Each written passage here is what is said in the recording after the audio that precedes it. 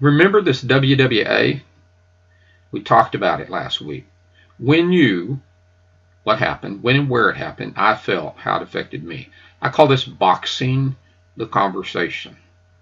And we're going to have a little discussion, just a small discussion here. If you can get things communicated, you're working out a situation with your boss, with your wife, with your husband, with your partner, with your kids, with a situation at work, in court, with a police officer. I don't know, yeah, negotiating for a raise, working with somebody to negotiate a car.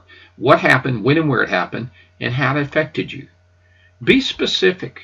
When you box that conversation, you've defused so much of your anger. If you just think it down and sit back and say, okay, wait a minute here. What happened? What got me upset? And when and where, what exactly was it that they did? And how did it affect me?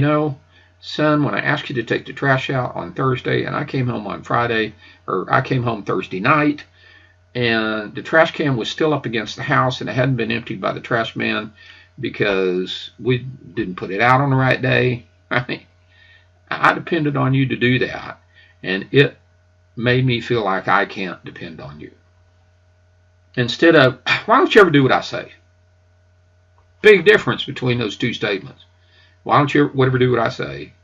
And when you didn't take the trash to the street on Thursday morning so that the trash, before you went to school, so that the trash man could get it, I felt I can't depend on you.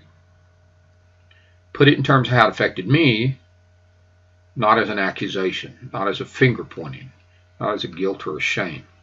So now we can get into the conversation. Well, Dad, I can be depended on. Well, help me. Prove it to me. When I ask you to do something, can you follow it through? And here's something very specific where that didn't happen. Oh, I'm sorry, Dad. I wasn't thinking about you.